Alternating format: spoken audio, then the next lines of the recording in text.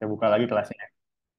Bismillahirrahmanirrahim. Assalamualaikum warahmatullahi wabarakatuh. Teman-teman, berjumpa lagi dengan saya, Bayu, di Pintar Edu. Dan hari ini teman-teman, seperti biasa, di awal pembelajaran, kita awali dulu. Setelah tadi ada salam, kita lihat seperti biasa rules kita, di mana teman-teman harus menyesuaikan diri dengan penjadwalan yang ada. Penjadwalan yang seperti apa sih? Nah, yang seperti ini. Jadi ingat teman-teman, karena teman-teman di sini sudah di kelas 11, nah, jadi teman-teman berlatih untuk bertanggung jawab tentang apa yang teman-teman jalani, gitu. Nah, di sini teman-teman lihat hari ini tanggal 31 Januari, kita akan belajar mengenai konsep ekonomi dan perdagangan. Kemudian, karena ini sudah mendekati UAS, teman-teman saya harapkan teman-teman bisa untuk menyelesaikan UAS lebih cepat gitu. Kenapa, Pak? Ya harapannya karena mata pelajaran lain kan juga pasti ada UAS gitu. Dan sementara di ekonomi teman-teman kemarin sudah eh, merangkum sedikit banyak di form-form diskusi kita. Nanti kita lihat sedikit banyak ya form diskusi kita. Jadi di form diskusi itu nanti teman-teman akan rangkai atau teman-teman akan jahit gitu ya di stitch menjadi eh, project based learning kita UAS ini menjadi ekonomi muda. Oke, teman-teman sampai di sini ada yang mau ditanyakan? Jadi hari ini kita akan melihat mengenai konsep. Nah, karena persiapan untuk UAS dan teman-teman pastinya nanti sudah akan eh, bersiap juga untuk merangkai, saya akan intip-intip untuk teman-teman yang punya form diskusi. Jadi di sini udah ada form diskusi beberapa ya. Oke, tentang pajak nih. Oke, ini pajak. Nah, Toha tadi kan Toha sempat berbicara kemarin ingin membahas tentang Rusia. Nah, kalau menurut Toha sendiri, pajak yang ada di Rusia tuh gimana sih? Apakah se ekstrim di negara kita atau mungkin lebih lunak? Kalau secara sekilas Toha menangkapnya gimana? Kalau menurut aku sih kayaknya ini sih apa kayaknya lebih ketat deh Oke, lebih ke. atau ya kayaknya lebih ketat deh soalnya mungkin ya yang aku prediksi karena negaranya kan negara besar ya mereka. Oke, Terus di sana juga apa kayak aturannya itu dipatuhin gitu mayoritas sama semuanya. Jadi oke, kayak menarik. ketat gitu. Jadi kayak nggak bayar pajak mungkin kayak akan lebih rumit gitu atau gimana gitu. Oke, jadi setelah ini mungkin Toha, karena ini kan tadi udah penasaran, kira-kira akan rumitkah atau enggak, begitu kan case-nya ke pertanyaan. Berarti setelah ini Toha mulai bisa cicil nih, Toha beri catatan notebook kecil atau mungkin di laptopnya tentang bagaimana sih kondisi pajak di Rusia. Nah, Toha tadi pengen di tahun berapa? Misal di tahun 2022, berarti nanti Toha akan sampaikan di tahun 2022 itu kayak gimana di Rusia dan di Indonesia. Gitu. Oke, menarik dari Toha. Nah, karena ini Toha yang ada di atas, habis ini saya pakai role modelnya Toha dulu ya sampai bawah. Nah, eh, setelah pendapatan, kemudian tadi ada pajak, kebijakan fiskal dan moneter. Nah, Toha kemarin sempat dengar nggak mengenai berita perang antara Rusia dan Ukraina? Sempat Pak, Rusia udah berhasil menguasai beberapa daerah di Ukraina. Oke, jadi nanti Toha di form ini, jadi Toha berikan gimana sih kalau di sini kan infografis di atas kayak gitu. Kemudian di sini ada poin lagi negara mengenal penurunan ekonomi dan inflasi. Nah, bisa pakai poin-poin yang ada di sini. Jadi nanti Toha mungkin searching gimana sih kebijakan moneter yang ada di Rusia, kebijakan fiskalnya seperti apa, dan jangan lupa nanti lakukan komparasi. Kalau menurut Toha, ketika kita melakukan komparasi itu apa yang didapat sih? Mungkin kita dapat kayak Nah, jadi tahu informasinya kayak oh ternyata Rusia itu kayak gini, ekonominya kayak gini gitu. Kayak ada bayangan dikit lah. jadi paling nggak punya visual ya, atau mungkin punya bayangan, atau mungkin punya paling nggak clue tentang bagaimana sih kebijakan yang ada di sana. Karena menarik banget ya ketika kita ngulas Nah, di selanjutnya teman-teman di sini ada APBN. Nah, APBN. Tapi kalau di Rusia APBD dicari nggak Pak? Nggak perlu. Jadi teman-teman cukup fokus aja ke bagian mana APBN. Oke, itu yang ada di atas ya. Jadi Toha di sini udah cari dari tahun 2020 hingga tahun 2022. Nanti cukup dipakai 1 tahun aja Toha. Nah, menurut Toha, ketika kemarin terjadi pandemi COVID-19, Indonesia dan Rusia dari sudut pandang Toha lebih bagus mana sih secara menjalankan ekonominya? Kalau secara ekonomi mungkin kita sama-sama anjlok kali gitu. Oke, ada penurunan ya Karena berarti ya. emang bener-bener turun total, terus kesehatan naik gitu. Apalagi yang bagian vitamin-vitamin gitu. Karena kita kan pandemi, Berarti ini ya Toha udah udah masuk ke bagian anggaran. Oke, mantap. Terus terus lanjut. heeh, itu kan naik tuh. Terus juga mungkin kalau dari segi ketaatan gitu ya. Kalau aku Oke, selidikin gitu. Kan kalau di Indonesia kan kadang kita kayak, ah udahlah nggak apa-apa gitu, ini juga udara terbuka gitu ya kita nggak pakai masker kan, tapi kalau di sana mungkin oke. kayak diwajibin bener-bener gitu ketat gitu. Oke, berarti Dan ini aku masalah sempat dengar disiplinitas ya. juga, sempat dengar juga kayak di sana itu emang wajib pakai masker, Hmm, kayak aturan pandemi itu bener-bener ketat, dan oke. katanya kalau nggak ngikut atau ngelanggar gitu bisa denda, lumayan dendanya Oke, gitu. berarti di sana aturannya lebih ketat ya ketimbang di sini. Nah, ini faktor ini juga nanti bisa Toha masukkan sebagai tambahan ketika Toha melakukan komparasi dan review gitu. Dan ini berlaku untuk teman-teman semua ya. Nah, untuk teman-teman yang lain sampai di pendapatan nasional, kemudian kebijakan fiskal moneter dan APBN dari pekomparasi tadi ada yang mau ditanyakan nggak sebelum kita masuk ke pembelajaran utama kita? Silakan. Nah, tadi kita pajak juga udah sempat spill di awal. Nah, kerjasama. Nah, Rusia dengan Indonesia tuh kerjasamanya banyak nggak? Kok kemarin kita sempat menelisik dari segi konflik, jadi ini sedikit negatif, tapi nggak apa-apa ya, karena dari konflik yang ada nanti kita bisa memberikan solusi atas konflik yang terjadi. Nah, mungkin nih Toha nanti bisa riset habis ini, karena ini masih kosong diskusinya. Jadi konflik apa sih? Karena tadi tuh pengennya Rusia, mungkin tadi bisa cari Rusia. Apakah Rusia selama ini pernah berkonflik dengan NKRI? Jika tidak, berarti bagaimana sih berjalannya kerjasama tersebut atau bagaimana sih diplomasi dari dua negara kok bisa bagus gitu. Itu ya. Nah ini ada punyanya Siva bagus, udah lengkap ya. Jadi tentang perjanjian. Oke, I'm sorry. Pencet perjanjian.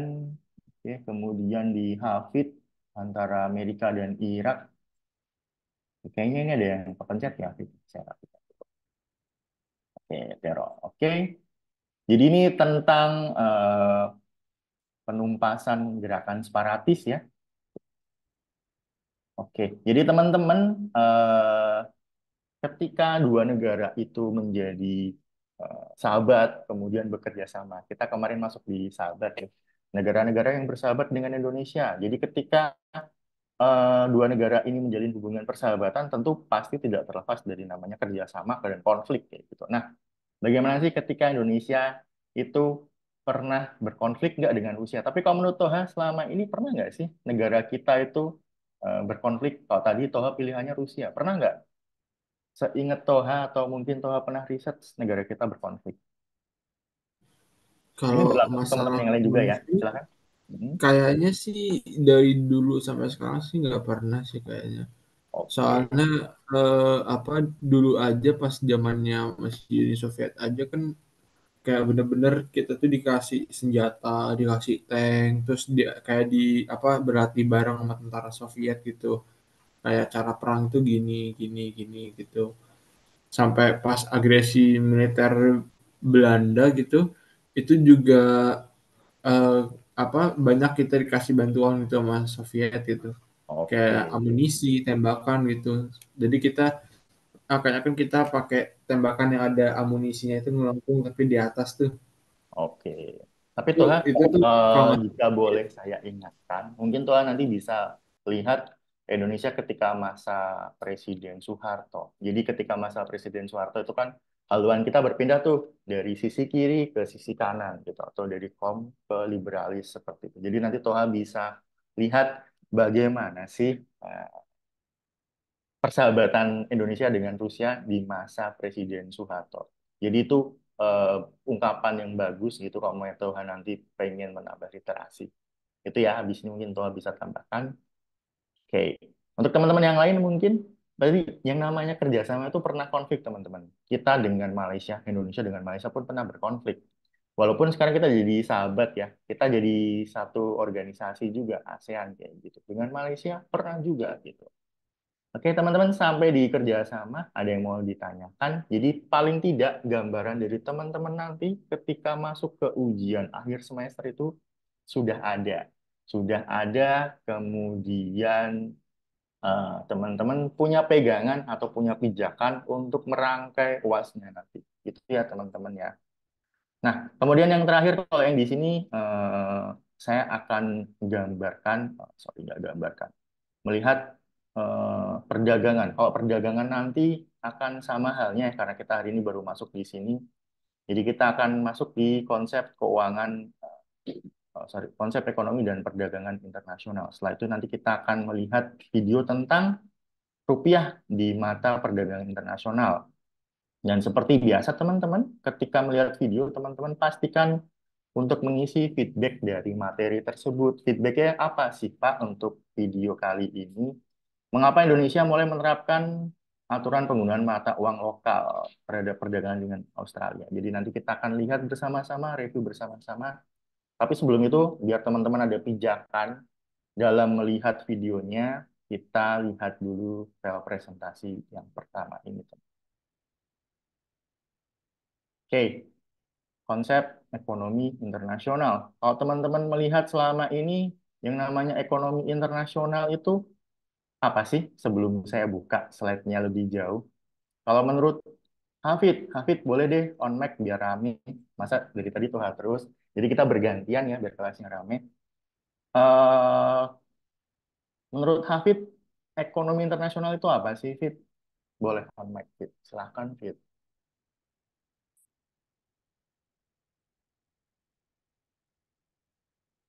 Hafid, boleh. Apa sih menurut Hafid ekonomi internasional itu, Fit?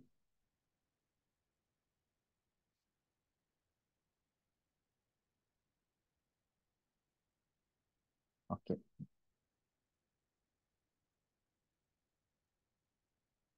Oke, mungkin bisa on mic, jadi kita bisa berdiskusi, Fit. Boleh, Hafid, dibantu untuk berdiskusi. Oke, Hafid sedang melakukan aktivitas. Oke, silakan. Eh, saya ke Toha dulu, balik lagi ke Toha, nggak apa-apa. Tapi sebelum ke Toha, saya mau tanya dulu ke teman-teman dari Homebase Cendekia. Nah, kalau menurut Aminah, Aminah boleh on mic. Kalau menurut Aminah, apa sih yang dimaksud dengan ekonomi? Iya, Pak. Apa menurut Aminah, ekonomi internasional itu apa sih?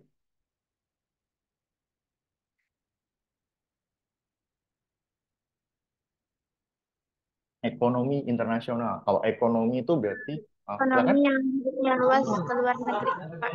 Oke, ekonomi yang cakupannya luas hingga ke luar negeri. Good.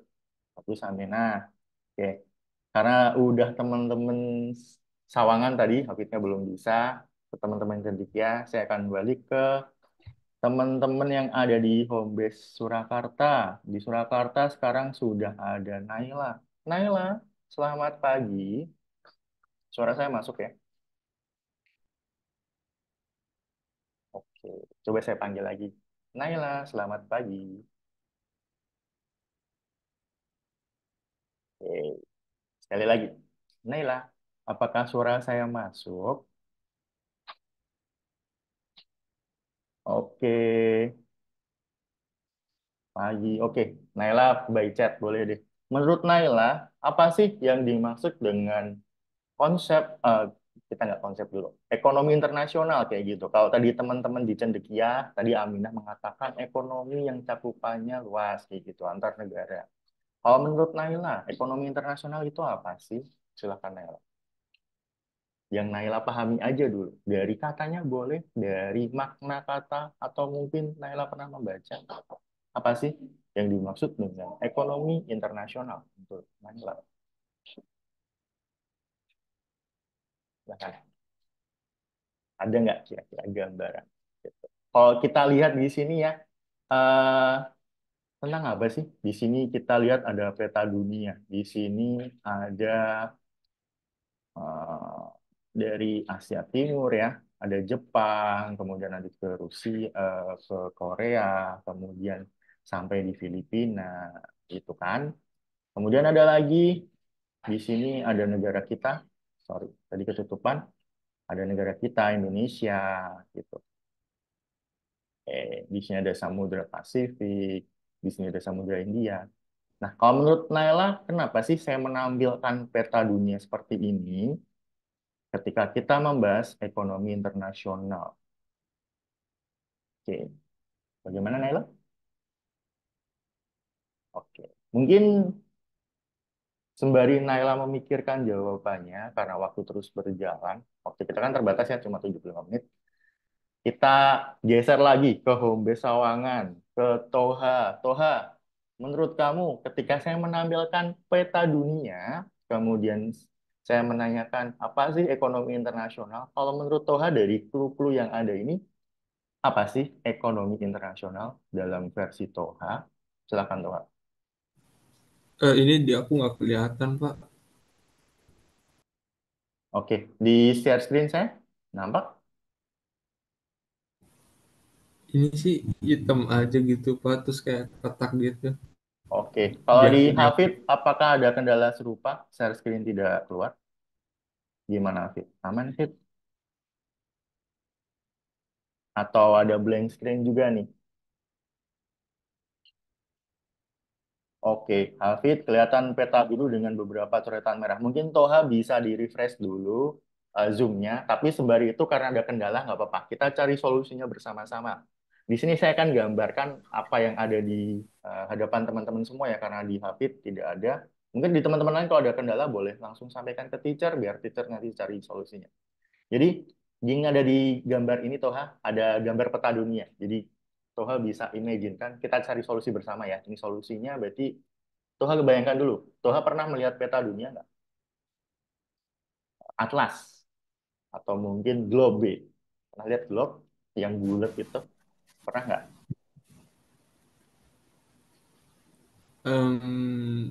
ini baru kelihatan, Pak. Oke, baru kelihatan. Mungkin koneksi ya. Nah, ketika Ah, udah kelihatan, menurut Toha, apa sih ekonomi internasional ketika saya memberikan eh, kata tersebut dan saya kasih clue peta dunia? Menurut Toha, ekonomi internasional itu apa sih? menurut aku sih Mm-mm. ini ya apa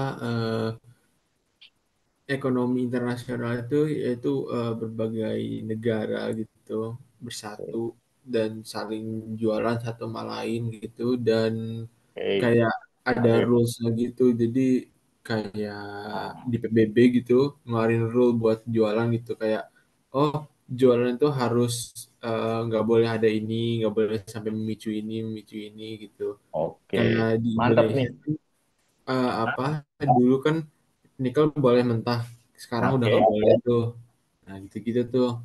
Oke, mantap banget tuh, Ha. Tadi saya nangkep ada kerjasama berbagai negara, kemudian ada aturannya. Nah, bener banget. Yang namanya kita berdagang atau kita berekonomi secara internasional itu pasti ada rules-nya. Dan tadi soal Toha sempat menyebutkan yang namanya WTO ya. WTO. Apa sih WTO? Kemarin kita sempat bahas juga, Bener merupakan tuh Pak. word. Jadi nggak kayak Hah? ini apa nggak kayak dulu kan Belanda niat dagang ke Indonesia Oke. akhirnya malah kita didudukin gitu. Oke, terima kasih Tuhan, mantep banget. Jadi bener banget ketika kita udah bicara ekonomi internasional, kerjasama ada rules. Rules-nya nanti yang nengahin siapa? WTO. Jadi WTO ini adalah organisasi perdagangan internasional di mana dia akan memberikan aturan-aturan di mana aturan tersebut itu tidak boleh negara satu sama lain itu merugikan ketika melakukan transaksi ekonomi. Transaksi ekonomi apa? Bisa jual beli, apa mungkin pertukaran teknologi, pertukaran informasi, lanjut lain ke selain ekonomi bisa, pertukaran budaya, dan lain sebagainya. Jadi teman-teman, sebenarnya ekonomi internasional itu konsep lebih luas lagi akan ke kerjasama kayak gitu. Tapi karena kita belajar ekonomi, kita akan fokus di sisi ekonomi. Jadi teman-teman mungkin ada yang mau berpendapat lagi selain Toha, Aminah, kemudian Naila. Jika tidak, kita lanjut ya ke slide selanjutnya. Oke, hal yang akan kita pelajari yang pertama adalah apa sih tentang konsep dasar, tapi nanti saya akan berikan contoh keseharian teman-teman. Terus ada pertanyaan lagi, kenapa Pak kita belajar kontekstual ya? Walaupun kita PBL teman-teman, tapi materinya itu harus tetap terserap. Jadi harapannya ketika nanti teman-teman di kelas 12 itu tidak kesulitan lagi untuk mengulang materi dari awal gitu. Karena kita kan masih pakai konsep ujian sekolah.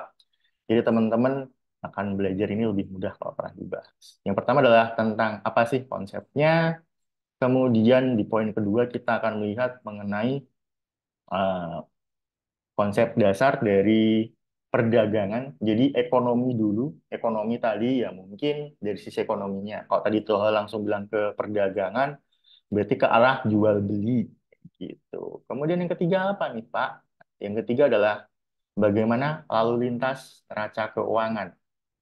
Nah, ini akan menginjak sedikit di bagian kayak akuntansi-akuntansi gitu ya. Apa sih neraca keuangan gitu? Kalau teman-teman dengar kata neraca, hal apa sih yang terlintas? Kalau neraca kan gambarnya kayak gini ya biasanya. Ini kayak gini, ini ada tiang, terus ini ada timbangan. Nah, gitu. Nah, kalau dari teman-teman, apa sih arti dari neraca perdagangan? Atau neraca keuangan boleh deh. Kalau menurut Hafid mungkin sudah selesai kegiatannya. Neraca perdagangan, Fit. Kalau kita neraca kan berarti artinya timbangan ya. Kalau neraca keuangan, neraca perdagangan, Hafid ada gambaran nggak tentang hal tersebut? Ya, silahkan boleh on mic jika sudah bisa. Tadi apa pertanyaannya? Oke, saya gambarkan di sini ada neraca ya, sudah keluar di share Iya, screen. iya. Oke, neraca itu kan berarti timbangan tuh. Kalau kita berbicara tentang neraca keuangan, kemudian neraca perdagangan. Dari gambaran tersebut, kira-kira yang Hafid tangkap atau mungkin Hafid eh, apa ya logikakan tentang neraca keuangan, neraca perdagangan apa sih, Fit? Seimbangan gitu mungkin. Oke, keseimbangan, balance ya. Oke, terima kasih. Nah, jadi teman-teman tadi yang sampai di Hafid sampaikan tadi benar ya, walaupun singkat, padat, namun itu sudah mewakili. Ketika kita bicara tentang neraca perdagangan, berarti perdagangan dari negara tersebut itu imbang nggak? Dari sisi mana? Dari sisi ekspor kemana? Ke bagian impor. Oke. Nah, kalau teman-teman berbicara mengenai ekspor dan impor, teman-teman nanti bisa juga loncat ke bagian mana? Kerjasama gitu. Jadi, eh, saya akan buka sedikit di sini. Silakan tuh, jika ingin ke toilet. Oke. Biar teman-teman ada gambaran, saya akan spill sedikit neraca perdagangan RI gitu ya. Yang kayak gimana sih? Apakah bentuknya benar-benar timbangan?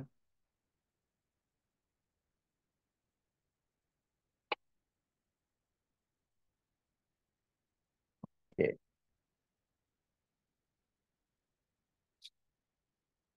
sepertinya saya salah buka tab. Nih, sebentar teman-teman. Neraca perdagangan RI. Kalau teman-teman mencari contoh seperti ini, teman-teman boleh buka langsung ke bagian infografisnya saja. Nah, di sini kita melihat nih, saya akan buka gambarnya aja deh. Nah, di sini ada gambaran neraca perdagangan RI, teman-teman. Di tahun berapa, Pak? Di tahun 2021 Februari. Jadi ini mungkin persiapan untuk triwulan pertama di tahun 2021. Nah, menurut teman-teman semua, ketika melihat gambar ini, Indonesia ada dalam kondisi baik atau tidak baik, teman-teman? Saya akan hapus dulu annotate-nya biar teman-teman lebih jelas. dalam melihat. Silahkan, teman-teman boleh lewat chat, boleh juga langsung on mic tentang menurut teman-teman kalau dari infografis ini, neraca perdagangan kita dalam kondisi gimana sih? Dan Indonesia dalam kondisi baik-baik aja atau enggak? Oke, ada yang mau berpartisipasi, teman-teman? Jika tidak, saya eh, akan tunjuk ya, satu. Karena tadi udah dari Sawangan, saya rolling lagi ke teman-teman Cendekia. Ada Holis. Holis, selamat pagi. Suara saya masuk ya. Pagi, Pak. Oke, Holis. Holis, share screen saya nampak di device Holis. Ada, Pak. Oke, dari kalimat-kalimat yang ada dan dari clue-clue yang ada, perdagangan Indonesia baik atau tidak baik-baik saja menurut Holis? Saya kasih clue nih, ada yang saya kasih centang di sini. Silahkan. Kalau menurut Holis, baik-baik saja atau tidak baik-baik saja?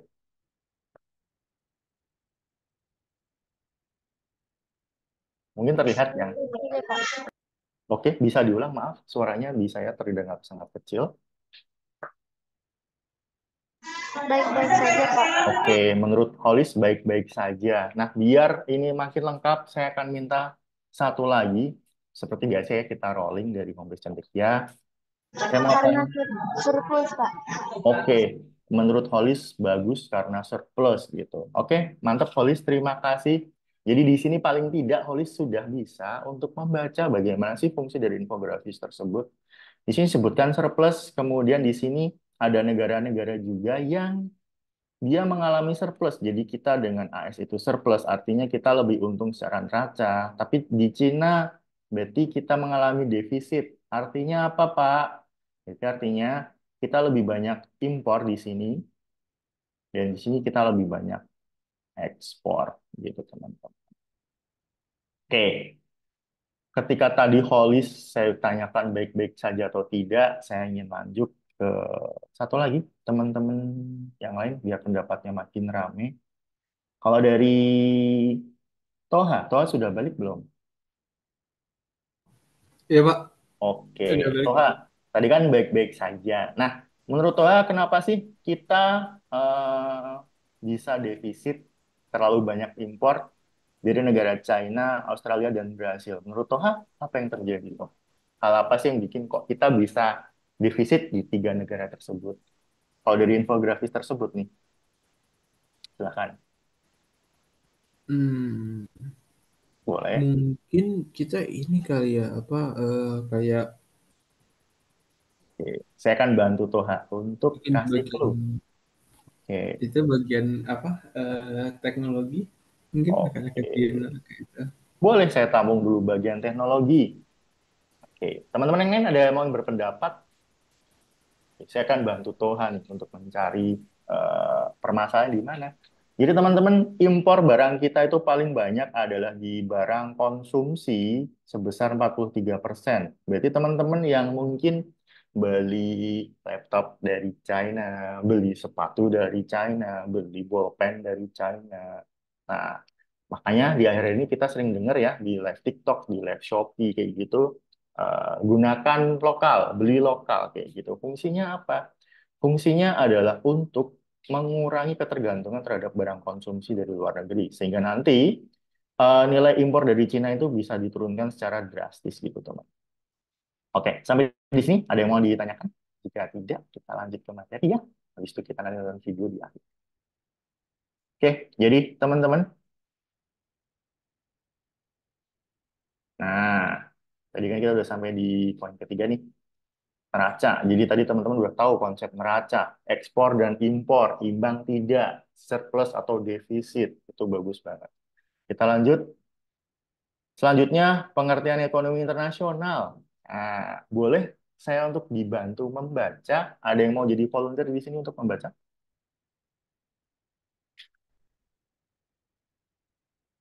Dari Javier, Halo Javier, dari teman-teman kami ada Javier pagi. Pak. Oke, Javier bisa bantu saya untuk membacakan slide ini. Oke, Silakan. Pak. Konsep dasar ekonomi internasional, satu pengertian ekonomi internasional, satu cabang ilmu ekonomi yang mempelajari dan menganalisis tentang organisasi ekonomi dan kerjasama ekonomi antar negara serta transaksi dan permasalahan ekspor impor yang meliput perdagangan dan keuangan dalam kurung moneter. Oke, terima kasih Javier. Nah, Javier, boleh bantu saya sedikit lagi. Kira-kira dari semua kata ini yang menarik untuk kamu kalimat yang mana atau kata yang mana, Javier? Kita akan garis bawahi, habis itu kita bahas deh. Menurut Javier, yang menarik, apakah dari sisi ekspor impor atau moneter? Di situ nanti saya akan masuk untuk menjelaskan. Eh, Perdagangan dan keuangan moneter sih, Pak. Oke, perdagangan dan keuangan moneter. Oke, terima kasih Javier. Nah, teman-teman, tadi dari konsep kita sudah tahu bahwa perdagangan itu di awal Tua sudah menyampaikan perdagangan itu ada jual dan beli, kemudian ada rules-nya. Contohnya gimana? Misal saya mau beli rumah di Depok. Nah, ketika saya beli rumah, apakah saya hanya memberikan uang kepada penjual rumah? Tentu tidak. Jadi saya harus ke notaris dulu. Di notaris kita akan membeli yang namanya perjanjian jual beli atas tanah dan bangunan kayak gitu. Habis itu akan ada biayanya atau bea notaris, kemudian akan diproses, diklarifikasi, di cross check ke BPR ATN atau di Badan Pertanahan Negara. Ini sertifikatnya benar tidak, tanah bermasalah atau tidak. Setelah clear, notaris akan melanjutkan kesepakatan jual beli dan transaksi terjadi seperti itu. Sama halnya dengan ekonomi internasional, teman-teman. Jadi ketika Indonesia berdagang dengan China tadi, kita kebanyakan impor ya, makanya kita defisit. Nah, dari situ, teman-teman, ternyata namanya perdagangan itu kita sebagai negara itu harus pintar-pintar dalam artian kita sebagai negara akan lebih bagus, ingat ya, akan lebih bagus ketika akan lebih baik ketika volume atau besaran ekspor lebih banyak. Nah, saya akan eh, tanyakan teman-teman biar bisa bermain logika. Kalau teman-teman jualan gitu, kalau untung dapatnya apa teman-teman? Kalau dari Dapat duit, Pak. oke, dapat duit. Ketika untung berarti di sini untung dapat uang. Nah, sama halnya dengan negara teman-teman. Ketika negara itu bisa surplus, saya kasih di sini ya. Negara negara surplus berarti dia bisa menabung. Nah, ada yang tahu nggak tabungan negara itu namanya apa, teman-teman? Mungkin kemarin kita sempat bahas, teman-teman mungkin ada yang masih ingat. Kalau negara lebih banyak ekspornya, itu yang positif apanya sih? Ada yang masih ingat di sini? Saya akan apresiasi sekali kalau teman-teman ada yang masih ingat. Saya countdown deh. 5, 4, 3, 2, 1. Oke. Ketika negara surplus berarti yang meningkat apa? Meningkatnya devisa. Jadi devisa yang meningkat itu akan menjadikan negara itu memiliki ekonomi yang sehat. Berarti ekonomi yang sehat nanti akan berdampak pada mana? Keuangan. Jadi ketika moneter, ingat kemarin moneter apa teman-teman? Moneter dan fiskal. Moneter berarti apa? Moneter, ada yang masih ingat moneter? Teman-teman, moneter, fiskal. Kalau moneter apa kemarin? Nah, moneter adalah tentang jumlah uang yang beredar. Jadi dari sini teman-teman nanti akan tahu ketika negara itu sehat, kebijakan moneternya akan lebih lunak kayak gitu. Nah, tapi yang teman-teman cukup pahami, karena kita kan nanti akan belajar yang esensi aja, adalah ketika belajar berarti kita harus bisa menjual lebih banyak daripada membeli. Sampai di sini teman-teman, ada yang mau ditanyakan? Baik, jika tidak, kita lanjut ya. Oke. Ya, langsung kelar dua nih. Jadi di sini adalah pentingnya studi. Kalau di sini nggak perlu saya bantu baca sih. Saya akan resumkan aja. Jadi, kenapa sih? Ya biar teman-teman nanti tahu gambarannya. Walaupun ini tidak digunakan, tapi paling nggak ketika teman-teman nanti dapat teman kemudian berbicara gitu. Misal orang tua teman-teman adalah seorang investor, jadi teman-teman bisa sedikit nyambung kalau diajak berbicara dengan orang tua gitu. Nah, ekonomi ini dimulai dengan apa sih? Jadi ada perusahaan multinasional. Contohnya apa kemarin? Nah, Toha kemarin menyebutkan nih raksasa otomotif Jepang. Apa aja kemarin Toha? Toha masih ingat perusahaan Mitsubishi, Honda, Mitsubishi? Suzuki, Oke. terus ada eh, Apalagi yang hijau, yang biru, yang lambangnya S. biru, Yang hijau dulu. Hijau apa tuh? i- Ninja. hijau. Oh, Kawasaki Ninja, Oke. terus Toyota. Oke, Toyota. Oke. Nah, yang tadi Toha sebutkan semua. Oke, terima kasih Toha untuk contohnya dan reminder untuk teman-teman semua. Jadi yang Toha sebutkan tadi itu adalah bentuk dari apa? Perusahaan multinasional. Ingat ya, multi itu artinya banyak, nasional. Berarti bergerak atau berjualan di berbagai negara kayak gitu. Jadi semakin ketat, maka produktivitas efisiensi akan semakin optimal. Jadi kayak Toyota di Jepang mungkinlah hanya terlalu kecil, mereka pindah ke Indonesia. Ke Indonesia produksinya bisa lebih gede, untungnya atau cuannya lebih banyak, bisa ekspor kemana-mana kayak gitu. Itu adalah konsepnya. Kemudian selanjutnya di poin ketiga adalah tujuannya. Tujuannya ngapain sih? Nah, kalau kita berbicara tentang ekonomi, kita berbicara tentang uang, kita berbicara tentang keuntungan. Tujuannya ngapain sih teman-teman? Teman-teman boleh abaikan ini dulu. Ini kita abaikan dulu. Nah, menurut teman-teman apa sih tujuan ketika orang itu berdagang dan melakukan transaksi ekonomi? Silakan teman-teman. Sebelum saya tunjuk nih, silakan. Dari teman-teman Sawangan boleh, teman-teman Cendikia boleh, teman-teman Pamela Surakarta boleh. Oke, Hafid boleh deh. On mic, Fit, bentar. Menurut Hafid, ketika kita berdagang, berbicara ekonomi, tujuan utamanya apa sih, Fit? Iya, Hafid boleh on mic. Ketika berdagang, berekonomi gitu, tujuan utamanya apa sih, Fit? Silakan. Kak, apa? Nah, ketika Berdagang. orang itu berdagang, kemudian membahas ekonomi kayak gitu. Nah, kalau dari dagang sendiri, kemudian nanti menyinggung ekonomi, tujuan utamanya apa menurut Hafid? Tujuan dagang gitu. Oke, boleh dari dagangnya dulu atau dari berekonomi? Menurut Hafid, kita mau ngapain sih? Saya kayak dapat uang gitu. Oke, berarti mendapatkan apa? Mendapatkan uang kan? Iya, Oke, ketika uang sudah ada, tujuan lainnya, uang itu buat manusia untuk menjadi apa? Ketika udah punya uang, berarti dia bisa ngapain? bisa menjadi lebih baik gitu mungkin. Oke, lebih baik. Saya bantu luruskan, lebih sejahtera. Oke, gitu ya. Terima kasih, Hafid. Jadi, teman-teman, tujuannya apa sih ketika negara tersebut sama halnya dengan lebih sejahtera.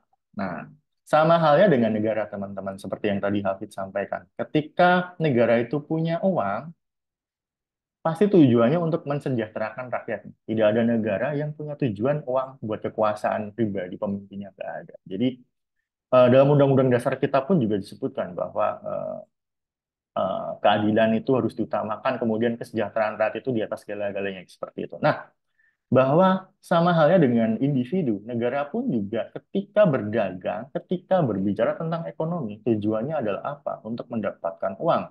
Ketika uang ada, negara tersebut lebih sejahtera. Ketika sejahtera, maka taraf kehidupan masyarakat pun akan jauh lebih baik seperti itu. Gitu teman-teman. Jadi ini adalah poin yang Hafid sampaikan tadi dan ini sudah mantap banget, sudah bagus. Sampai di sini, berarti intinya apa sih konsep dasar itu, tujuan dan bla bla bla adalah dua poin ini, mendapatkan uang dan lebih sejahtera. Sampai di sini, ada yang mau ditanyakan, teman-teman? Jika tidak, kita lanjut ya. Oke, Jadi kita masuk ke konsep tadi, pengertian tadi. Perdagangan apa sih? Trade, kegiatan transaksi antara satu negara dan negara lain. Jual beli barang maupun jasa. Nah, tadi kita sudah melihat kalau barang itu banyak. Kalau jasa, ada nggak yang pernah dengar negara kita jualan jasa ke negara lain? Ada yang pernah dengar? Oke, saya akan kasih sedikit clue untuk teman-teman. Ada yang pernah mendengar ini? Bukan Palang Merah Indonesia. Oke, saya tambahkan lagi. Ada yang pernah melihat kalimat ini atau kata ini dan kata ini? Silahkan. Ada teman-teman yang tahu? Apa tuh Pak? Saya kasih lagi akronimnya. Tenaga, silahkan. Tenaga kerja, Oke. Menurut Toha, kenapa sih tenaga kerja itu termasuk dalam sektor jasa? karena kan apa dia ya kayak semua ini buruh pabrik atau apa Oke. kan dia kan memakai jasa orang Indonesia untuk menjalankan pabriknya atau menjalankan sebuah mesin di pabriknya gitu. Oke, berarti itu termasuk jasa. Mantap. Jadi itu adalah simpelnya memang seperti itu. Dan teman-teman sampai di slide ini ada yang mau ditanyakan.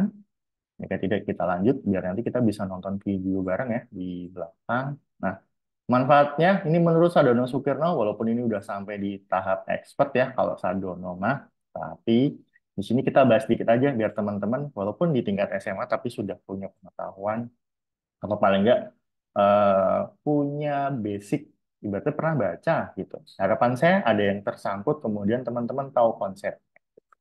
Esensinya apa ya? Esensinya ketika kita belajar ekonomi, berarti kita belajar mengenai bagaimana menjadi manusia yang efisien, kemudian menjadi manusia yang eh, apa ya, dapat mengatur budget dengan harapan apa? Teman-teman ketika dapat mengatur budget dan efisien, kehidupannya akan jadi lebih baik gitu.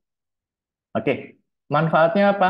Yang pertama menurut Bapak Sadono Sukirno adalah memperoleh barang yang tidak dapat diproduksi di negara sendiri. Contohnya apa? Di negara Indonesia yang tidak bisa produksi sendiri.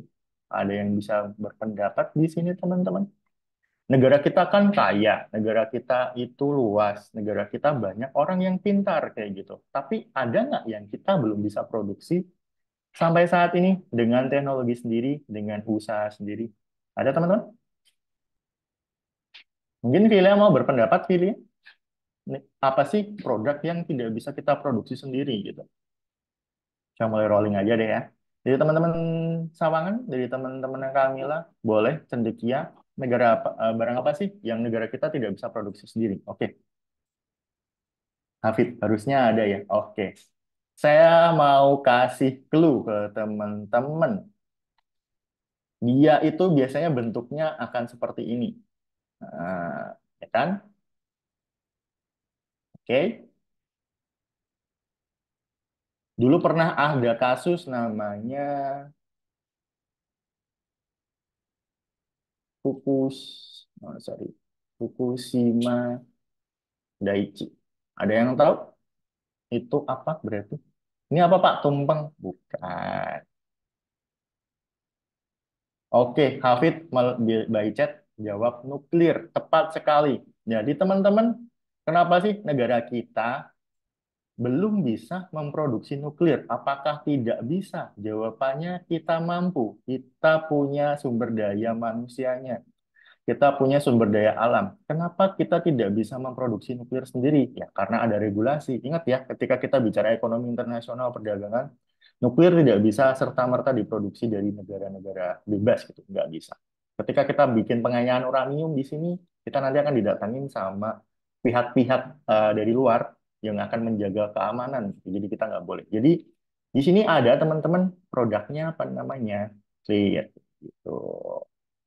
Oke, ada yang mau kasih contoh yang lain?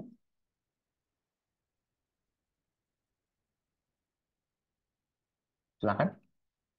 Oke, jika nanti ada yang nemuin contoh lain, boleh langsung disampaikan di on mic, boleh. Kalau chat juga boleh. Oke, em, Kemudian yang kedua adalah memperoleh keuntungan dari spesialisasi. Nah, spesialisasi itu apa sih? Ada yang mau berpendapat sebelum saya masuk? Misal nih, negara kita punya spesialisasi nggak di sini?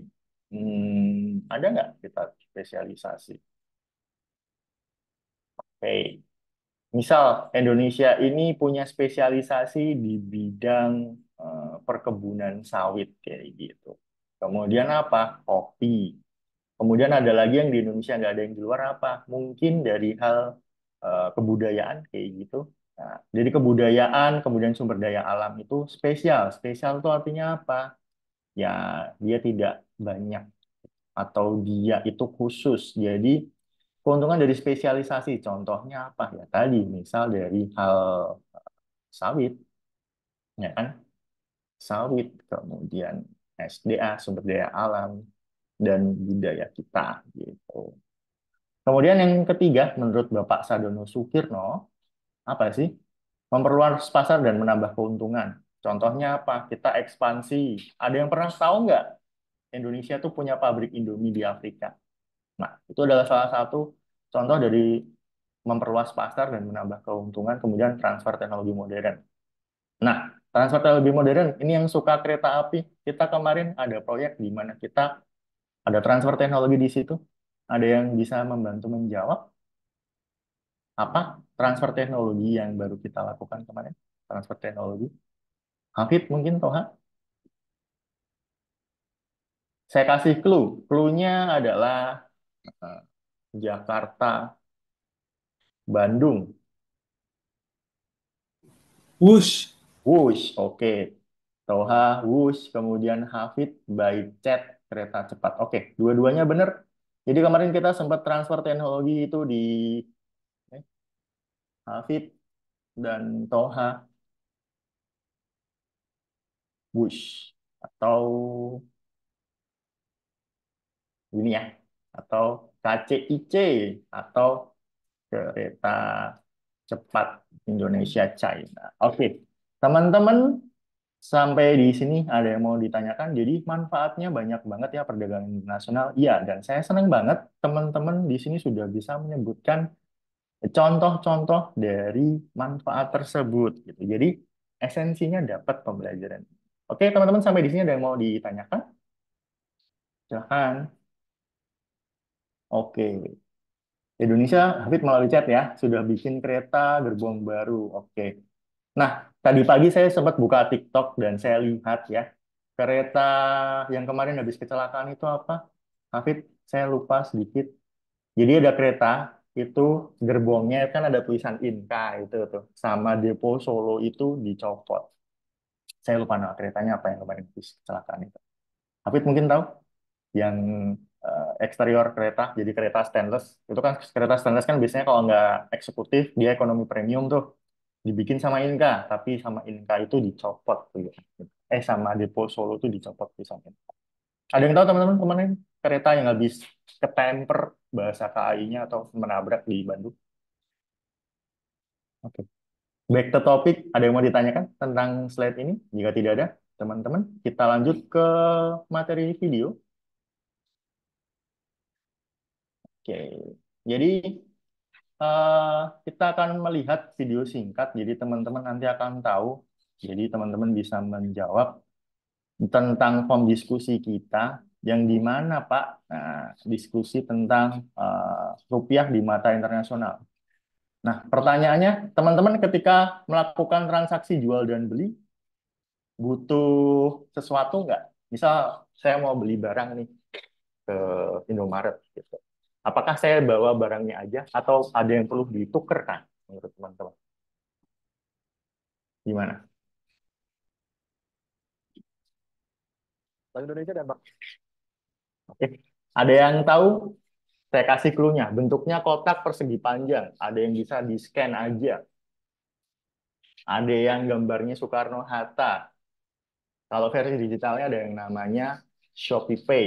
Itu kira-kira bentuk lain dari apa, teman-teman?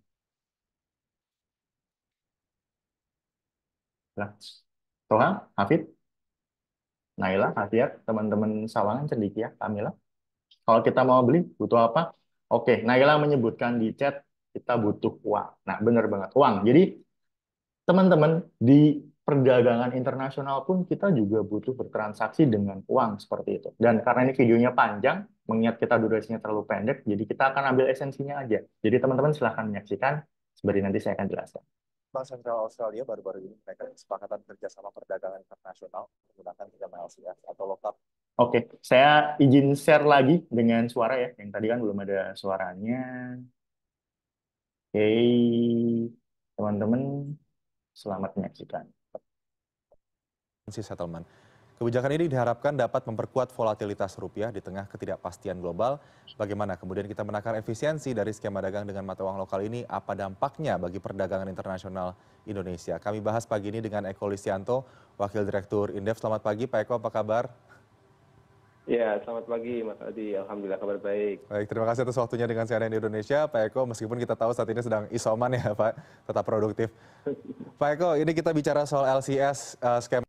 Oke, jadi di sini di masa pandemi, nah Indonesia dan Australia itu punya kesepakatan untuk bikin apa? LCF atau Local Currency Swift kayak gitu atau pertukaran. Di mana nanti Indonesia ketika beli barang di Australia akan pakai, saya spill sedikit ya teman-teman dari nanti ada gambaran, menggunakan dolar Australia, kemudian ketika Australia beli di kita nanti pakai rupiah. Nah, teman-teman simak video ini dan jangan lupa nanti isikan feedback dari ya.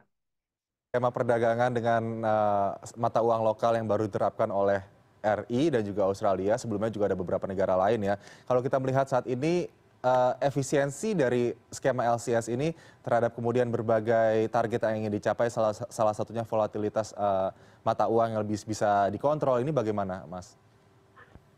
Oke, kalau kita melihat ya sebetulnya ya ini memang saya sepakat ya bahwa ini punya keuntungan untuk sisi menstabilkan nilai tukar begitu. Kalau kita lihat ya sebetulnya upaya. Oke, teman-teman. Poin pertama yang kita dapatkan apa dari local Swift currency ini adalah untuk menstabilkan mata uang lokal kayak gitu. Ingat ya tadi bahwa yang namanya kita punya cadangan devisa. Ya biar devisa itu tidak tergerus terus-terusan, makanya diadakan yang namanya LCF ini. Upaya-upaya katakanlah bilateral swap ini ya, ini kan sudah terjadi dalam beberapa tahun terakhir dan ya pada umumnya juga diperpanjang begitu ya. Kali ini dengan Australia, ya kemarin mungkin dengan China dan dengan Jepang dan beberapa negara lain begitu. Nah, kalau kita melihat sepanjang perjalanan dari adanya kerjasama ini ya quote and quote ya menguntungkan begitu ya dalam konteks menjaga stabilitas nilai tukar begitu. Nah, apalagi ini kan concern kita itu kita melihat bahwa. Oke, kalau teman-teman bicara nilai tukar, pernah dengar nggak atau baru pertama kali ini dengar? Oke, teman-teman ada yang pernah ke luar negeri? Kemarin Toha sempat cerita ya, pernah jalan-jalan keluar kayak gitu, atau teman-teman yang lain? Jadi ketika teman-teman ke luar negeri itu pasti pakai yang namanya mata uang asing yang ada di sana. Belinya di mana biasanya? Di money changer seperti itu. Nah, itu yang dimaksud dengan currency atau nilai tukar. Kalau kita ke luar negeri, misal ke Malaysia, nilai tukarnya apa dong teman-teman? Rupiah ke? Ada yang bisa bantu? Kalau kita ke Malaysia, nilai tukarnya apa?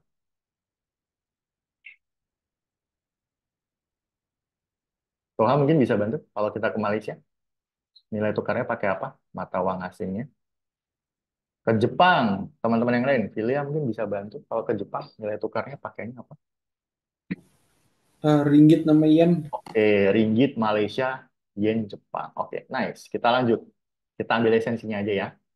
Bahwa tahun ini kan pemulihan ekonomi sudah terjadi begitu dan kalau pemulihan ekonomi terjadi itu sebetulnya juga nanti implikasi selanjutnya adalah sektor perdagangan itu juga akan lebih ini ya akan lebih meningkat lagi begitu.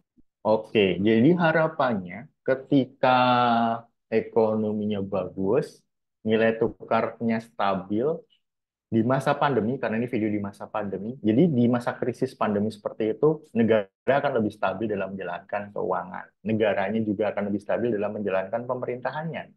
Begitu, teman-teman. Baik dari sisi ekspor dan juga impor. Nah, pada saat itu tentu kebutuhan ini ya mata uang asing begitu itu akan meningkat. Nah kalau kita bisa tekan penggunaan dolar dengan ketika misalkan nanti berdagang dengan Australia cukup dengan mata uang negara masing-masing begitu, nah itu akan lebih ini ya mengurangi begitu permintaan terhadap dolar sehingga pada sisi positifnya adalah ya tekanan terhadap rupiah terutama dengan US dollarnya akan lebih ini ya lebih soft Berkurang. begitu. Oke, poin dari videonya udah masuk nih. Jadi tujuan dari local Swift currency ini atau LCS, saya sebutkan di sini deh. Tujuan utamanya apa sih teman-teman? Tujuan dari local Swift currency. Oke, di situ masih ada nih clue-nya di frame ini. Kalau menurut teman-teman, apa sih tujuan utama dari LCS? Sorry, LSC, local Swift currency. Ada yang bisa bantu? Kalau dari Toha, dari teks yang ada di situ, Hafid, Aminah, Cantika, Dea, sebelum kita akhiri pembelajaran kita. Hafid, boleh? Hafid, ketika melihat frame ini, Fit, apa yang di teks itu? Kira-kira tujuan dari LCF, LSC ini buat apa sih, Fit? Dan nanti kita akan simpulkan bersama-sama pembelajaran kita. Silakan, Fit. Boleh on mic? Biar cepat.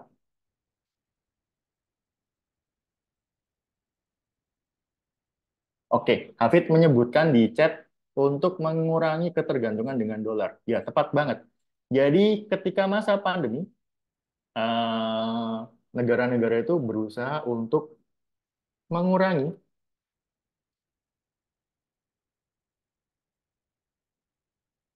ketergantungan terhadap US dollar gitu. Jadi tujuannya adalah itu.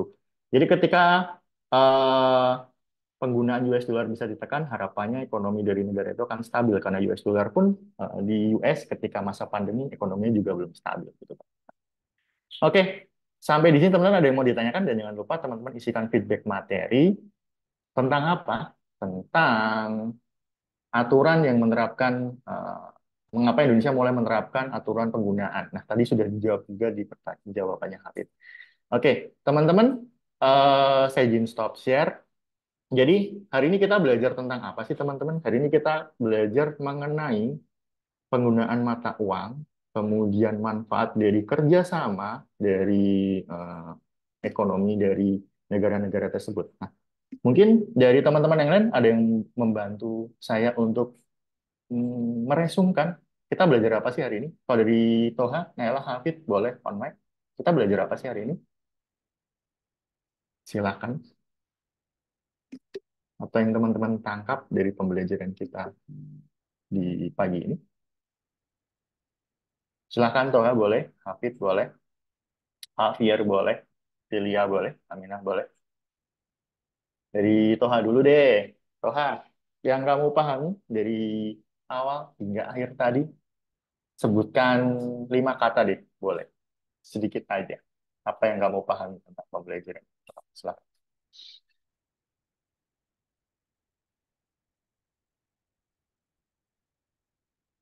Oke, mungkin Hafid Toha tidak bisa on mic. Ke Hafid, Hafid boleh bantu saya, Hafid, on mic sebentar. Kalau menurut Hafid, apa sih yang kita bisa tangkap atau mungkin esensi yang Hafid tangkap dari pembelajaran kita pagi ini? Versi Hafid, silakan. Boleh bantu saya untuk on mic? Iya, Hafid, silakan. Boleh on mic, biar cepat karena kita udah overtime juga. Eh, apa aja tadi tanyanya? Esensi apa yang kamu dapat dari pembelajaran kita hari ini? Atau apa aja yang kamu tangkap gitu? Silakan. Ya, ya tentang perdagangan gitu. Oke, perdagangan. Ya, Perdagangan tujuannya tadi untuk apa? Mendapatkan mendapatkan keuntungan. keuntungan. Oke, Iya, kalau udah untung berarti negara akan sejahtera. sejahtera. Kalau negara sejahtera berarti rakyatnya juga ikut Eh, lebih baik gitu apa? lebih baik. Oke, terima kasih Hafid untuk intisari pembelajaran kita hari ini. Jadi teman-teman dan Toha, oke Toha by chat, oke. Oke, jadi tujuannya sama seperti yang tadi Hafid sampaikan, tujuannya adalah untuk berdagang. Kalau udah berdagang berarti untuk mendapatkan keuntungan. Ketika udah mendapatkan keuntungan untuk mensejahterakan rakyat. Begitu teman-teman, sampai di sini pembelajaran kita dan sebelum saya tutup, adakah yang ingin teman-teman sampaikan atau tanyakan? Jika tidak ada, kita akhiri. Saya ucapkan terima kasih dan kita bertemu lagi di esok hari. Wassalamualaikum warahmatullahi wabarakatuh. Bye-bye teman-teman. Sampai jumpa.